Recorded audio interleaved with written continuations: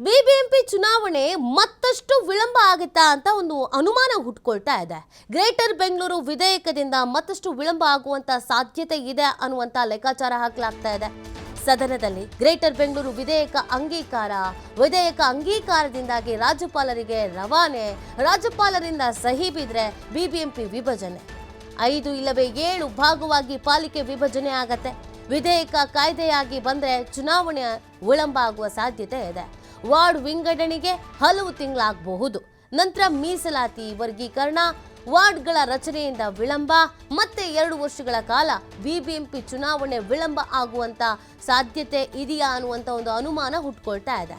ನೋಡಿ, ಈಗಾಗಲೇ 4.5 ವರ್ಷದಿಂದ ಬಿಬಿಎಂಪಿ ಚುನಾವಣೆ ಅನ್ನೋದು ನಡೆದೇ ಇಲ್ಲ. ಈಗ ಇನ್ನೇನು ಅನೌನ್ಸ್ ಮಾಡ್ಬಿಡ್ತೀವಿ ಸದ್ಯದ್ರಲ್ಲೇ ಅಂತ ಹೇಳ್ತಾ ಇದ್ರು. ಆದರೆ ನಾವು ಪ್ರೊಸೀಜರನ್ನು ನೋಡೋದಾದರೆ, ಪ್ರಕ್ರಿಯೆಗಳನ್ನು ನೋಡೋದಾದರೆ ಸಾಕಷ್ಟು ಬಾಕಿ ಇದೆ. ಈ ವಾರ್ಡ್ನ ವಿಂಗಡಣೆ ಆಗಿರ್ಬೋದು, ವರ್ಗೀಕರಣ ಆಗಿರಬಹುದು, ಅದು ರಾಜ್ಯಪಾಲರ ಬಳಿ ಹೋಗಬೇಕು, ಸಹಿ ಆಗಬೇಕು, ವಾಪಸ್ ಬರಬೇಕು. ಇದೆಲ್ಲವನ್ನು ನೋಡಿದ್ರೆ ಇದು ಒಂದು ಹೆಚ್ಚು ಕಮ್ಮಿ 2-3 ವರ್ಷದ ಲೆಕ್ಕಾಚಾರ ಇದ್ದಂಗೆ ಕಾಣಿಸ್ತಾಗಿದೆ. ಹಾಗಿದ್ರೆ ಬಿಬಿಎಂಪಿ ಚುನಾವಣೆ ಇನ್ನೂ ಮುಂದಕ್ಕೆ ಹೋಗುತ್ತಾ? ಬಿಬಿಎಂಪಿ ಚುನಾವಣೆ ಸದ್ಯಕ್ಕಂತೂ ನಡೆಯಲ್ವಾ? ಈ ಪ್ರಶ್ನೆ ಹುಟ್ಕೊಳ್ತಾ ಇದೆ. ಈಗಾಗಲೇ ಅಭಿವೃದ್ಧಿ ಅನ್ನೋದು ಕುಂಠಿತ ಆಗ್ತಾ ಇದೆ. ಬಿಬಿಎಂಪಿ ಚುನಾವಣೆ ಆಗದೇನೆ ಅಭಿವೃದ್ಧಿಯೂ ಆಗ್ತಾ ಇಲ್ಲ ಅನ್ನುವಂಥ ಆರೋಪವನ್ನು ಮಾಡಲಾಗ್ತಾ ಇದೆ. ಇದೇ ಕಾರಣಕ್ಕೆ ಕೋರ್ಟ್ನ ಮೆಟ್ಟಿಲೇರಿರೋದು ಬಿಜೆಪಿಯ ನಾಯಕರುಗಳು. ಆದರೆ ಕಾಂಗ್ರೆಸ್ನವರು ಮಾತ್ರ ಹಠಕ್ಕೆ ಬಿದ್ದಿದ್ದಾರೆ. ಗ್ರೇಟರ್ ಬೆಂಗಳೂರು ಅನ್ನುವಂಥ ವಿಚಾರ ಇದು ನಮ್ಮ ಒಂದು ಚರ್ಚೆ, ಅದಲ್ಲದೆ ನಮ್ಮ ಯೋಜನೆ, ನಮ್ಮ ಉದ್ದೇಶ, ಇದನ್ನು ಕಾರ್ಯರೂಪಕ್ಕೆ ತರಲೇಬೇಕು ಅನ್ನುವಂಥ ನಿಟ್ಟಿನಲ್ಲಿ ಕಾಂಗ್ರೆಸ್ನವರು ಹಠಕ್ಕೆ ಬಿದ್ದಿದ್ದಾರೆ.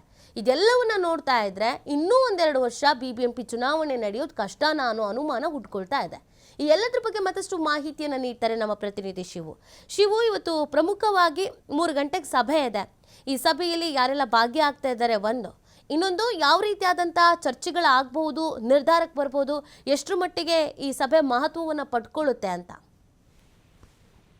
ನೀತಿ, ಇವತ್ತು ಮಧ್ಯಾಹ್ನ 3 ಗಂಟೆಗೆ ಭಾರತ್ ಜೋಡೋ ಭವನದಲ್ಲಿ ಕೆಪಿಸಿಸಿ ಅಧ್ಯಕ್ಷ ಹಾಗೆ ಡಿಸಿಎಂ ಆಗಿರುವಂತ ಡಿ.ಕೆ. ಶಿವಕುಮಾರ್ ಕಾಂಗ್ರೆಸ್ ನಾಯಕರ ಸಭೆಯನ್ನ ಕರೆದಿದ್ದಾರೆ. ಕಾಂಗ್ರೆಸ್ ನಾಯಕರು ಅಂದ್ರೆ ಬಿಬಿಎಂಪಿ ವ್ಯಾಪ್ತಿಯಲ್ಲಿ ಬರುವಂತಹ ಶಾಸಕರು, MLCಗಳು, ಹಾಗೆ ಮಾಜಿ ಪಾಲಿಕೆ ಸದಸ್ಯರು, ಹಾಗೆ 5 ಜಿಲ್ಲೆಗಳ ವಿಭಾಗಗಳ ಅಧ್ಯಕ್ಷರ ಒಂದು ಸಭೆ, ಪದಾಧಿಕಾರಿಗಳ ಒಂದು ಸಭೆಯನ್ನ ಕರೆದಿದ್ದಾರೆ.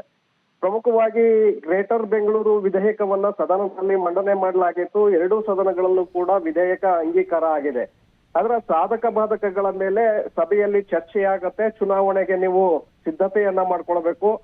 ಜೊತೆಗೆ ಈ ಬಾರಿ ಪಾಲಿಕೆ ವಿಭಜನೆ ಆಗಿದ್ದೆ ಆದ್ರೆ ಸಾಕಷ್ಟು ಸಮಸ್ಯೆಗಳು ಕೂಡ ಶುರುವಾಗತ್ತೆ. ಹಾಗಾಗಿ ವಾರ್ಡ್ ವಿಂಗಡಣೆ ಇರ್ಬೋದು, ಬೇರೆ ಬೇರೆ ವಿಚಾರಗಳಲ್ಲೂ ಕೂಡ ನಾವು ತಯಾರಾಗಬೇಕಾಗತ್ತೆ, ಸಿದ್ಧತೆಯನ್ನ ಮಾಡ್ಕೊಳ್ಬೇಕಾಗತ್ತೆ ಅನ್ನುವಂತ ನಿಟ್ಟಿನಲ್ಲಿ ಸೂಚನೆಗಳನ್ನ ಕೊಡುವಂತದ್ದಿದೆ. ಅದರ ಜೊತೆಗೆ ಅಭಿಪ್ರಾಯಗಳನ್ನು ಕೂಡ ಈ ವಿಧೇಯಕಕ್ಕೆ ಸಂಬಂಧಪಟ್ಟಂತೆ ಪದಾಧಿಕಾರಿಗಳಿಂದ ಪಡೆಯೋದಕ್ಕೆ ಡಿ.ಕೆ. ಶಿವಕುಮಾರ್ ಮುಂದಾಗಿದ್ದಾರೆ. ಇದು ಒಂದು ಕಡೆ ಆದ್ರೆ, ಮತ್ತೊಂದು ಕಡೆ ಬಿಬಿಎಂಪಿ ಚುನಾವಣೆಯನ್ನ ಮತ್ತಷ್ಟು ಮುಂದಕ್ಕೆ ಹಾಕುವಂತ ಸಾಧ್ಯತೆಗಳಿದೆ. ವಿಳಂಬ ಆಗತ್ತೆ. ಈಗಾಗಲೇ 4 ವರ್ಷ ಮುಗಿದು 5 ವರ್ಷ ಪೂರ್ಣ ಆಗ್ತಾ ಇದೆ. ಇಲ್ಲಿಯವರೆಗೆ ಪಾಲಿಕೆಗೆ ಚುನಾವಣೆ ನಡೆದಿಲ್ಲ. ಕೋರ್ಟ್ ಕೂಡ ಹೇಳಿದೆ ಚುನಾವಣೆಯನ್ನು ನಡೆಸಬೇಕು ಅಂತ ಹೇಳಿ. ಆದ್ರೆ ಬೇರೆ ಬೇರೆ ಕಾರಣಗಳನ್ನ ಕೊಟ್ಟು ಬೇರೆ ಬೇರೆ ವಿಚಾರಗಳನ್ನ ಮುಂದಕ್ಕೆ ತಂದು ನ್ಯಾಯಾಲಯಕ್ಕೆ ಒಂದು ವಿಚಾರ ಹೋಗಿರೋದ್ರಿಂದ ಸಹಜವಾಗಿ ಇಲ್ಲಿಯವರೆಗೂ ಕೂಡ ವಿಳಂಬ ಆಗ್ತಾ ಇದೆ. ಅದರ ಜೊತೆಗೆ ಹಿಂದೆ ಬಿಜೆಪಿ ಸರ್ಕಾರ ಅಧಿಕಾರದಲ್ಲಿದ್ದಂತ 3 ವರ್ಷಗಳ ಕಾಲ ಬಿಬಿಎಂಪಿಗೆ ಚುನಾವಣೆಯನ್ನ ಮಾಡ್ಬೇಕು ಅನ್ನೋ ನಿಟ್ಟಿನಲ್ಲಿ ಯಾವುದೇ ಯೋಚನೆಯನ್ನ ಮಾಡಲಿಲ್ಲ. ವಾರ್ಡ್ಗಳ ವಿಂಗಡಣೆ, 110 ಹಳ್ಳಿಗಳ ಸೇರ್ಪಡೆ, ಹಾಗೆ ಮೀಸಲಾತಿ ವಿಚಾರದಲ್ಲಿ ಆ ಸಂದರ್ಭ 3 ವರ್ಷ ಮುಂದೂಡಿಕೆಯನ್ನ ಮಾಡ್ಕೊಂಡೇ ಬಂತು ಬಿಜೆಪಿ ಸರ್ಕಾರ. ನಡೆಸುವಂತ ಇರಾದೆಯನ್ನ ತೋರಲಿಲ್ಲ. ಕಾರಣ ಬೇರೆ ಬೇರೆ ವಿಚಾರಗಳಿರ್ಬೋದು. ಚುನಾವಣೆಯಲ್ಲಿ ನಾವು ಸ್ಪರ್ಧೆಯನ್ನ ಮಾಡಿದ್ದೆ ಆದ್ರೆ ಬೆಂಗಳೂರಿನಲ್ಲಿ ಅಧಿಕಾರಕ್ಕೆ ಬರೋದು ಕಷ್ಟ ಅನ್ನುವಂತ ಕಾರಣಕ್ಕೆ ಏನೋ ಬಿಜೆಪಿ ಸರ್ಕಾರ 3 ವರ್ಷಗಳ ಕಾಲ ಚುನಾವಣೆಯನ್ನ ನಡೆಸಲೇ ಇಲ್ಲ. ತದನಂತರ ಈಗ ಕಾಂಗ್ರೆಸ್ ಸರ್ಕಾರ ಅಧಿಕಾರಕ್ಕೆ ಬಂದಿದೆ. ಕಾಂಗ್ರೆಸ್ ಸರ್ಕಾರ ಪೂರ್ಣ ಬಹುಮತದ ಮೇಲೆ ಬಂದಿದೆ. ಹಾಗಾಗಿ ಚುನಾವಣೆಯನ್ನ ನಡೆಸುತ್ತೆ ಅನ್ನುವಂತ ಅವಕಾಶಗಳು, ನಿರೀಕ್ಷೆಗಳು ಕೂಡ ಇದ್ವು. ಆದ್ರೆ ಈಗ ಕಾಂಗ್ರೆಸ್ ಸರ್ಕಾರ ಕೂಡ ಮತ್ತೆ ವಿಳಂಬ ಧೋರಣೆಯನ್ನ ತೋರ್ತಾ ಇದೆ.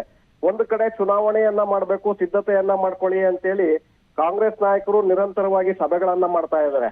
ಮತ್ತೊಂದು ಕಡೆ ಅದೇ ಕಾಂಗ್ರೆಸ್ ನಾಯಕರು ಚುನಾವಣೆಯನ್ನ ಮತ್ತಷ್ಟು ವಿಳಂಬ ಮಾಡ್ಬೇಕು, ಮುಂದೂಡಿಕೆ ಮಾಡ್ಬೇಕು ಅನ್ನುವಂತ ಧೋರಣೆಯಲ್ಲೇ ಬೇರೆ ಬೇರೆ ಕಾರಣಗಳನ್ನ ಮುಂದಿಟ್ಟು ಅದನ್ನ ಮುಂದಕ್ಕೆ ಹಾಕುವಂತ ಒಂದು ಪ್ರಯತ್ನಗಳನ್ನು ಕೂಡ ಮಾಡ್ತಾ ಇದ್ದಾರೆ. ಅದರಲ್ಲಿ ಪ್ರಮುಖವಾಗಿ ಗ್ರೇಟರ್ ಬೆಂಗಳೂರು ಕಾನ್ಸೆಪ್ಟ್. ಯಾಕೆಂದ್ರೆ ಮೇಲ್ಮನೆ ಮತ್ತೆ ಕೆಳಮನೆ ಎರಡೂ ಕಡೆಗಳಲ್ಲೂ ಕೂಡ ವಿಧೇಯಕವನ್ನ ಅಂಗೀಕಾರ ಮಾಡಲಾಗಿದೆ. ಈಗ ರಾಜ್ಯಪಾಲರಿಗೆ ಅದನ್ನ ರವಾನೆ ಮಾಡಲಾಗತ್ತೆ. ರಾಜ್ಯಪಾಲರು ಅದಕ್ಕೆ ಸಿಗ್ನೇಚರ್ ಮಾಡಿದ್ದೆ ಆದ್ರೆ ಅಥವಾ ಅದಕ್ಕೆ ಒಪ್ಪಿಗೆಯನ್ನ ಕೊಟ್ಟಿದ್ದೆ ಆದ್ರೆ ಆಗ ಗ್ರೇಟರ್ ಬೆಂಗಳೂರು ವಿಧೇಯಕವನ್ನ ಕಾಯ್ದೆಯಾಗಿ ಬದಲಾಗತ್ತೆ. ಅದನ್ನ ಜಾರಿಗೆ ತರಬೇಕಾಗತ್ತೆ. ಜಾರಿಗೆ ಬಂದಿದ್ದೆ ಆದ್ರೆ ಈಗಿರುವಂತಹ ಬಿಬಿಎಂಪಿ 7 ವಿಭಾಗ 5 ಇಲ್ಲವೇ 7 ವಿಭಾಗಗಳಾಗಿ ಅದನ್ನ ವಿಭಜನೆ ಮಾಡ್ಲಾಗತ್ತೆ. ಪಾಲಿಕೆಗಳಾಗಿ ವಿಭಜನೆ ಮಾಡ್ಲಾಗತ್ತೆ. ಒಂದೊಂದಕ್ಕೂ ಕೂಡ ಒಬ್ಬೊಬ್ಬ ಮೇಯರ್ಗಳು ಬರ್ತಾರೆ. ಮತ್ತೆ ಸದಸ್ಯರ ಸಂಖ್ಯೆ ಕೂಡ ಹೆಚ್ಚಾಗತ್ತೆ. ಸುಮಾರು 500ರಿಂದ 800 ಜನ ಸದಸ್ಯರು ಹೆಚ್ಚಾಗಬಹುದು ಅನ್ನುವಂತ ಸಾಧ್ಯತೆಗಳು ಕೂಡ ಇದೆ. ಅದರ ಜೊತೆಗೆ ಬೆಂಗಳೂರಿನ ಅಕ್ಕಪಕ್ಕದಲ್ಲಿರುವಂತಹ ಗ್ರಾಮಗಳನ್ನು ಕೂಡ ಇದಕ್ಕೆ ಜೋಡಣೆ ಮಾಡಬೇಕು. ಬೃಹನ್ ಮುಂಬೈ ಮತ್ತೆ ಗ್ರೇಟರ್ ನೋಯ್ಡಾ ಕಾನ್ಸೆಪ್ಟ್ ಏನಿದೆ ದೆಹಲಿ ವಿಭಾಗ ಮಾಡಿದ್ದು, ಅದೇ ರೀತಿಯಾಗಿ ಬೆಂಗಳೂರನ್ನು ಕೂಡ ನಾವು ಗ್ರೇಟರ್ ಬೆಂಗಳೂರು ಮಾಡಬೇಕು. ಪಾಲಿಕೆಯನ್ನ ಆಡಳಿತದ ದೃಷ್ಟಿಯಿಂದ ವಿಭಜನೆ ಮಾಡಬೇಕು ಅನ್ನುವಂತ ನಿಟ್ಟಿನಲ್ಲಿ ಡಿ.ಕೆ. ಶಿವಕುಮಾರ್ ಸಾಕಷ್ಟು ಒತ್ತನ್ನ ಇದಕ್ಕೆ ಕೊಟ್ಟಿದ್ದಾರೆ. ಈಗ ಈ ವಿಧೇಯಕ ಕಾಯ್ದೆಯಾಗಿ ಜಾರಿಗೆ ಬರೋದಕ್ಕೆ ರಾಜ್ಯಪಾಲರು ಅಂಕಿತ ಹಾಕೋದಕ್ಕೆ ಮತ್ತಷ್ಟು ಸಮಯ ತೆಗೆದುಕೊಳ್ಳುತ್ತೆ. ಕಾರಣ ಅದನ್ನ ಪರಿಶೀಲನೆ ಮಾಡ್ಬೇಕಾಗತ್ತೆ. ಅದರ ಸಾಧಕ ಬಾಧಕಗಳನ್ನ ರಾಜ್ಯಪಾಲರು ತಿಳಿಸ್ಬೇಕಾಗತ್ತೆ. ಆ ನಂತರದಲ್ಲಿ ಅವರು ಸಹಿ ಹಾಕಬಹುದು, ಹಾಕದೇ ಇರಬಹುದು. ಒಂದು ವೇಳೆ ಹಾಕಿದ್ದೆ ಆದ್ರೆ ಅದಕ್ಕೆ 1-2-3 ತಿಂಗಳು ಅಲ್ಲಿ ಸಮಯಾವಕಾಶ ಮತ್ತೆ ಹೋಗುತ್ತೆ. ತದನಂತರ ಅಥವಾ ವಿವರಣೆಯನ್ನ ಕೇಳಿ ಅವರು ಮತ್ತೆ ಸರ್ಕಾರಕ್ಕೆ ವಾಪಸ್ ಕಳಿಸಿದ್ದೆ ಆದ್ರೆ ಮತ್ತೆ ಇನ್ನೊಂದು ತಿಂಗಳು ಅದಕ್ಕೆ ವಿವರಣೆಯನ್ನ ಕೊಟ್ಟು ಅದು ರಾಜ್ಯಪಾಲರು ಒಪ್ಕೊಳ್ಳೋದಕ್ಕೆ ಮತ್ತೊಂದು ತಿಂಗಳು ಹೋಗುತ್ತೆ. ಸೊ ಅಲ್ಲಿಗೆ 3-4 ತಿಂಗಳು ಇದ್ರಲ್ಲೇ ಹೋಗುತ್ತೆ, ಮುಂದೂಡಿಕೆ ಆಗತ್ತೆ ಅಲ್ಲಿಗೆ ಚುನಾವಣೆ. ತದನಂತರ 4 ತಿಂಗಳ ನಂತರ ಅದಕ್ಕೆ ಅಂಗೀಕಾರ ಸಿಕ್ಕಿದ್ರೆ ಮತ್ತೆ ಪಾಲಿಕೆಗಳನ್ನ ವಿಭಜನೆ ಮಾಡ್ಬೇಕಾಗತ್ತೆ. ಯಾವ ರೀತಿಯಾಗಿ ಮಾಡ್ಬೇಕು, ಮತ್ತೆ ವಾರ್ಡ್ಗಳನ್ನ ಎಷ್ಟು ಸೇರಿಸ್ಬೇಕು, ಯಾವ್ಯಾವ ಗ್ರಾಮಗಳನ್ನ ಇದಕ್ಕೆ ಆಡ್ ಮಾಡ್ಬೇಕು, ಇದ್ರ ಬಗ್ಗೆ ಒಂದು ಕಮಿಟಿಯನ್ನ ಮತ್ತೆ ರಚನೆ ಮಾಡ್ಬೇಕಾಗತ್ತೆ. ಸೊ ಅದಕ್ಕೆ ಮತ್ತೆ ಒಂದು 4-5 ತಿಂಗಳ ಕಾಲ ಮತ್ತೆ ಆ ಕಮಿಟಿಗೆ ಸಮಯಾವಕಾಶಗಳು ಹೋಗುತ್ತೆ. ಆ ಸಮಿತಿ ಎಲ್ಲವನ್ನ ಪರಿಶೀಲನೆ ಮಾಡಿ ಅಧ್ಯಯನವನ್ನ ಮಾಡಿ ಮೀಸಲಾತಿಯನ್ನ ವರ್ಗೀಕರಣ ಮಾಡಿ ವರದಿಯನ್ನ ಕೊಡುವಾಗ ಕನಿಷ್ಠ 6 ತಿಂಗಳು ಅಲ್ಲಿಗೆ ಸಮಯಾವಕಾಶ ಮುಗಿಯುತ್ತೆ. ಮತ್ತೆ ಆ ವರದಿಯನ್ನ ಮತ್ತೆ ಇಂಪ್ಲಿಮೆಂಟ್ ಮಾಡೋದಕ್ಕೆ ಮತ್ತೊಂದು 6 ತಿಂಗಳು ಸಮಯಾವಕಾಶವನ್ನ ತೆಗೆದುಕೊಳ್ಳುತ್ತೆ. ಓಕೆ, ಥ್ಯಾಂಕ್ ಯು ಶಿವು ತಮ್ಮೆಲ್ಲ ಡೀಟೇಲ್ಸ್ಗಾಗಿ.